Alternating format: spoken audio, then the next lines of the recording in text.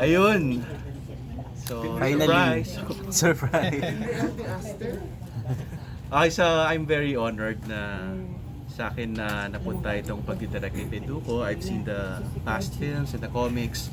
And what I love about Penduko is, kasi ako po, hindi nyo na itatanong, before I became a filmmaker, I was a culture worker. So, May reaction. na-pressure ako doon sa wow. Ang talagang thrust na ginagawa ko nun, using film or video to promote Filipino culture, especially sa hometown ko sa Pampanga. So now, after doing a couple of romance films to, break through the industry, I want to get in touch again dun sa side ko na yon, na using media to promote culture.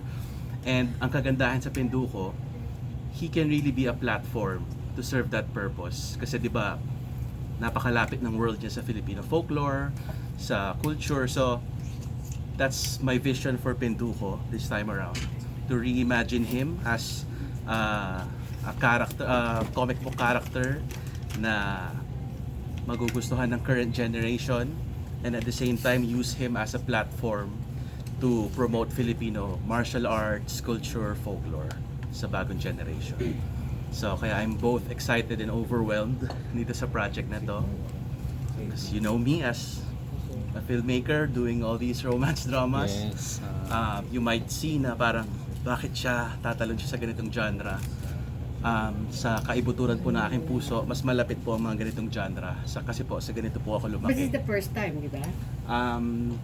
I did a horror film na medyo may ganyan sa ibang studios, pero yes, it's the first Parang time. fantasy talaga. Opo, yung full-on fantasy action. Yes, yes. Yes, I can consider it my first time. Yeah, and I'm very Pero excited. originally, di ba, it was dapat, hindi ikaw yung original na magdidirect dapat. Opo, parang Nagpalit, di ba? dalawang directors yata. Oo, nagpalit. Tapos mawala si James. In fairness naman to you, ikaw dyan talaga dito kay Matteo. Palit matra si James, ikaw ang pumalit. Kay James? Challenging project mo. Ano po yun? Sorry. To date, ito yung pinaka I think so. It's the biggest. It's the most challenging, epic in scale. I'm very excited. Kailan ang start ng principal? Right now, I'm still finishing the script kasi ako rin po yung writer. Nangangalahati na po ako, so tignan natin. Siguro, hopefully, this year pa rin mag-start. How different is this from the three, may tatlo na kasing nauna, dalawang Jano at saka yung Efren Reyes Sr. So, anong kaibahan mo? Hiraman sa Mora. Hiraman sa Mora. Yung mga, sige, let's start with the Jano Gibbs version. It's more of on the comedy side. Meron pa rin naman comedic elements itong reimagining ko ng Penduko. Pero I want Penduko to look cool sa mga millennials especially.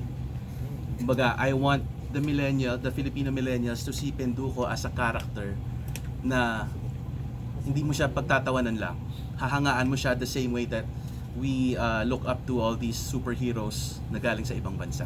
Ganun ang vision ko for Penduko. Just cut it short for a while. This is Viva Films and Epic Studios, produced by Epic Studios, who's also a partner of Signal. Okay, we'll bring in a new director also. He's the action director.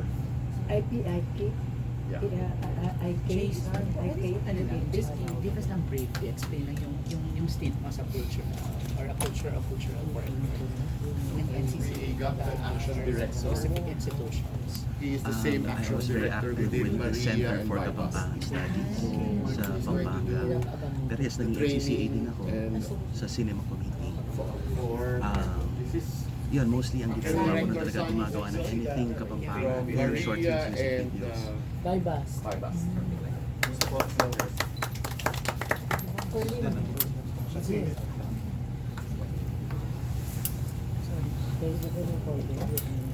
So, questions you just. Kaya nga. Kailan ka mag-start? Penduko, Mr. Matteo Guidicelli. Yay! Finally! Hello, Pedro. Iba ng pangalan mo ngayon, Pedro, no? Ayda. Hi everybody, magandang gabi po. How does it feel? How does it feel? Wow. Finally, Finally. in-announce na, di ba? Okay, very exciting. I mean, the three of us, we've been very, very eager to start and very excited to start. No? Pedro Penduko, kami ni Direk Sunny. We've been training for I think 2 months now. No? Yung mga fight scenes namin, physical conditioning. So, kumbaga, exciting. How was the training so far? How was the training? Okay naman, you know, I'm very excited to work with Direk Sunny because he has something very, very new to put on the plate. Kumbaga, new for me, no? Kasi as we all know, if you guys didn't know yet, Direk Sunny is a Hollywood stunt director, stuntman. He's been around, he's been in Power Rangers, he's done a lot of big Hollywood films. It's very nice for him to come here and give a new twist to Philippine cinema, kumbaga. Direk Sunny, kamusta si Matteo being Penduko? I love working with him. Love you too, Direk. And when he comes to train, parang talagang focus siya sa trabaho natin, yung training niya. Yung first was thinking parang he's really strong talaga. Parang even just we had to work on yung mga techniques sa cinematic fighting kasi he has yung fighting spirit talaga. Parang even in just certain movements that he does. My experience is often when may actors who do action, parang they focus solely lang sa action. They forget about emotional content. Pero si Matteo, he's a natural with it. Parang sabi ko, you're not always fighting just to be bad. Diba? You should also feel that your performance in the physical part matches your acting as the actor. So si Matteo, I look forward to training with him all the time. Pero he's so busy with all these other things. With whom? With whom? No, I just finished. I just graduated airborne from the Philippine Army. So I excused myself. Sabi ko kay Direk Sunny, Direk, alis mo na ako 3 weeks. I'll go have myself physically conditioned. So yun, we jump out of planes now, Direk. So now, ito, balik kami ng Isayo for the film. Matteo, kailan mo nalaman na ikaw yung gaganap na Penduko? Kasi nung tinatanong ka namin before, parang hindi ayaw pa magsalita di ba? By that time, pero parang ikaw na yung kinoconsider. Kailan mo nalaman? Kailan ba ito? Few months ago. Yes, few months ago. We were not announcing it. Yeah, a few months ago. That's why we started already with Direk Sunny. About 3 months ago. Yeah, 3 months ago. And si Direk naman, we just talked on the phone 2 weeks ago yata eh. And then nagkita lang kami sa banyo kanina. Hindi ba niya ako makilala kanina? Okay. Sabi ko gano'n. Bro, basta. So first time lang kayo nag-meet now. Yes po, yes po. Talaga. Ah. Ang maglaking advantage kasi direct, di ba? Kasi si Matteo kasi is parang physically fit Exactly. for the role kasi because of his being athletic, tapos yung Training. naging training mo sa Military. military, di ba? So ang laking bagay. So yung fight instructor, di ba? I'll call you direct as well. Okay. Di ba yung mga ni Matteo, malaking advantage because of his training, di ba? Absolutely. So mas madali kaysa yung totally raw. Depende po. Kasi, di ba, oftentimes I asked to train sa mga actors kung meron silang background ng martial arts. Pero they come at it with a martial arts mentality. And I actually have to untrain them to think that way sa cinematic fighting. Pero kay Matteo, I think he really encompasses yung artistic sense na alam niya parang it's not a martial arts fight. Parang it's really for a martial arts or parang sa action movie. No? I don't want to label it a martial art talaga. Pero yung training niya sa military gives him the focus, gives him the commitment. Parang sa role niya that I don't have to worry about is he really going to commit. Kasi alam ko that he's going to really be, you know, bringing something to the table. Different from anybody else that might have done Pedro before. Direct, anong una mo naging reaction when you were chosen by Viva na you're going to direct Matteo for this movie? Na-excite ako kasi yun nga, hilig ko talaga yung Pinoy folklore and any chance that I could get para magawa yung ganun on a bigger scale, sa mas epic na scale, kukunin ko. In fact, they asked me kung gusto ko ba daw gawin yung Penduko. And talaga sabi ko kay Boss Vic, talaga, yes, please. Sabi ko. And it's very nice na existing character na siya. You don't build from scratch. Meron kang lore, yung tinatawag na lore na paggagamitan. So, ayun, na-excite ako na natakot kasi I'm sure it's gonna be a very parang for me make or break moment siya sa akin as a filmmaker. And you know, before this, siguro yung pinakamalapit na nagawa ko na is horror film na merong VFX, merong action, merong harness, mga ganun. So, pero I think kung parang inisip ko, kung hindi ko pa gagawin ito yung ganito ngayon, parang kailan pa ako magkaka-chance. So talagang kinuha ko yung opportunity. Tapos regarding naman kay Matteo, alam ko na yun na magaling yan sa suntukan, sa action. So, as writer, nag-e-enjoy ako kasi hindi yung process ko hindi yung parang kaya-kayang gawin ng artista to, hindi ganoon eh. Kasi alam ko kaya niyang gawin. Of course with the help of Sunny. So, that's what's nice kapag yung actor very physically appropriate para sa material. Nag-enjoy ako sa writing, so huwag kang mabibigla sa mga isusulat ko kung ano mga gagawin mo. Yung kwento nito presently. Yes. Matteo, what's your initial reaction nung nalaman mo ikaw na yung gaganap? Honestly, it was very overwhelming, no? But it's a dream come true because I've always wanted to do something that involves action. But this is not just an ordinary action film. This represents our culture, us being Filipino, and we practiced Filipino martial arts with Rexani. So it's nice to showcase that Filipino culture, that Filipino tradition. Why use a different martial art in a Philippine movie? Let's use our own and represent, show the world how amazing our tradition and culture is. Pero may napanood ka ba na yung mga previous na Pedro Penduko? Jano Gibbs. This is parang may pagka-comedy siya doon. Dito ba direct papasok din yung comedy? Meron din. Ni... Hindi natin matatanggal yung kay Penduko. May Maria Makiling character. Ano po yan? Maria Makiling character. Kasi before when Sa James, before. si Nadine before sabi parang may part. Meron ba? Wala. Ilan ang love interest ni Penduko? Wala nang love interest. Wala. Focus tayo dun sa action adventure. Okay. Pero marami pong ibang characters, iba yung dynamics with Penduko.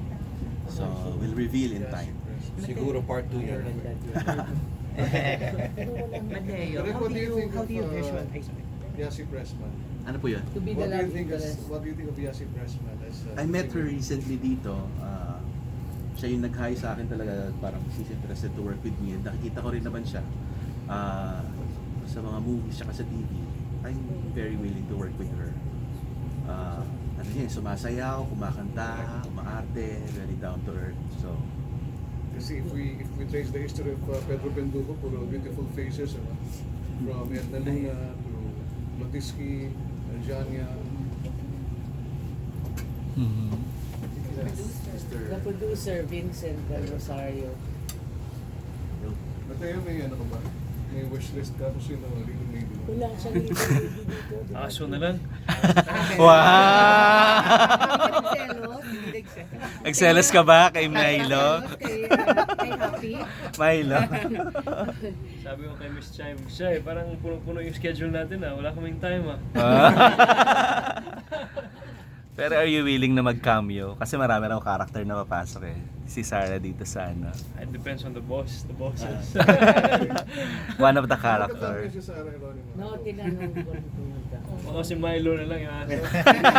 Sino gaganap sa Maria Makiling?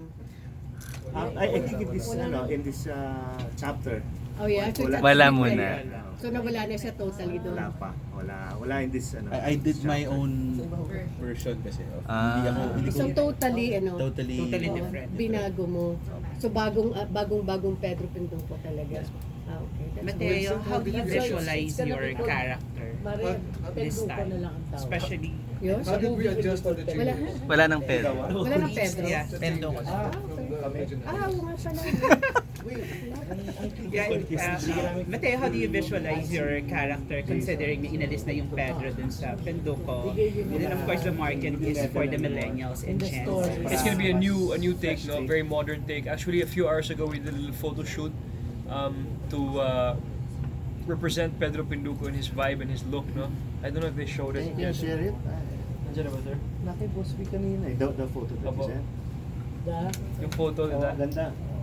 We'll be sending them out to you. Pero baka pwede natin Ito. Yeah. We just shot it. Isang ano lang, parang test yun eh. Yeah. Just to give a feel on Yeah. the Pedro today ba. So, The Penduko that they want now. Why did you Yeah. drop Pedro? For the title lang po. Ah, The for the character title. is still Pedro. Still Pero Pedro. si Pedro pa rin siya sa... Okay. title. Title lang Parang po yung it's strong na Penduko lang. Nag-suggest si Direk, ito sa approved naman by Bilang, na Penduko lang. How Pero yung sexy. literature niya, ganun pa rin. I mean, the narrative. Si Direk mga kasabay. I mean, nandun pa rin yung parang basic. From the original from the story. original. Not entirely. Kasi kung titignan mo yung mga simula doon sa mga past Penduko, nag-iiba talaga ng kwento. Iba yung kay Sir Ramon, iba yung kay Jano, iba yung kay Matt Evans. So, gusto ko rin na medyo ibahin ko rin. Meron din ako sariling input. So, not entirely. Pero essentially, yung parang Filipino character na matha-thrust sa world ng Filipino supernatural world, andun yung SSA. Kasi, eto, kung titignan niyo itong artwork na pinagawa ko sa artist ko, mas ni-root ko si Penduko this time sa Visayan. Visayan. Kasi Cebuano rin si Matteo. Mas ni-root ko siya sa Visayan folklore. Kasi dati parang it's a hodgepodge, parang meron dito, meron doon. Ito mas focus sa meron siya mga Visayan tattoos. Instead of a bow, he's using a spear because ancient Visayans are known for bamboo spears. Mas ganun ko siya tinignan. Mas ginrounded ko siya talaga sa actual history ng mga Bisaya. So topless din siya, direct. Like that. Dito, yan. Hindi, si Matteo po doon sa Lagi. costume niya. Pag kailangan. Alam mo na, Matteo. Bayan ba si Penduko dito? Hindi po. Bistak po siya. Sundalo. Hindi po. So yung language na Visayan din? Or Meron sa po tayong Filipino? i-insert na. Mas maganda kasi yan. Ganda pati ng katawan nito. Bagay na bagay. Sa ready ka, Matteo, sa ganyan. Pwede naman. Saan mo hugutin yung karakter ni Penduko? Gusto ko po kasi without spoiling anything, I want Penduko to represent the common Filipino. So ako mismo as director din, ina-assess ko pa kung ano talaga yung gusto kong maging representation ni Penduko sa ating mga Pilipino. Pero ganun po ang magiging takbo ng pagsusulat ko kay Penduko. Magiging heavy ba siya sa CGI? Ano? Heavy CGI ba yung magiging heavy sa CGI? Heavy ba si CG? Yeah. I mean, we want parang it's impossible to showcase folklore na may supernatural elements without VFX. Not existing. So, talagang dapat meron. So yung mga gamit din, mga item, mga bago. Yung Mga ano? bagong gamit ngayon. Editing and I mean yung mga cameras. Yes, definitely. It's gonna be a change from my usual routine ng paggawa. This is not a romance film. It's not a drama film. It requires so much more technical stuff. So, even mag-shoot sa mga studio, sa mga soundstage, i-explore natin lahat ng yan para gusto ko kasi kapag lumabas yung Penduko, hindi siya half-baked, hindi siya kakahiya. We hope to start, na sana sa trend ng ganitong genre, we do it right. Pero nandun pa rin yung Pinoy touch. Yes po, definitely. Oo. In fact, I spent many weeks talagang researching about dun sa kultura na gusto kong ipasok sa Penduko, mga books. I even consulted historians, mga culture people. Kasi yun nga, I want Penduko to at the same time become also educational when it comes to Filipino culture. For example, yung martial arts na pinapaaral ko kay Matteo, I really wanted na nakabase siya sa Arnis. Iba-iba kasi yung Arnis merong Cebuano, merong Kapampangan. So, mas dun sa Cebuano. Tapos yung mga ibang characters, eventually kapag nirelease namin, talagang naka-root sila sa actual history and culture ng ancient Kabisayahan. So ba't hindi yung research? Yes. Ayan. Wow! Very iba. Ayan na. We'll be sending this to you online also. Kanina lang sinut yan. Nung sinut ni Matteo yan, hindi naman kami nag-usap. Ito naman pinadrawing ko sa artist ko. Para na medyo Yeah, nag-invite. Oo nga, no? Meant to be Para, done.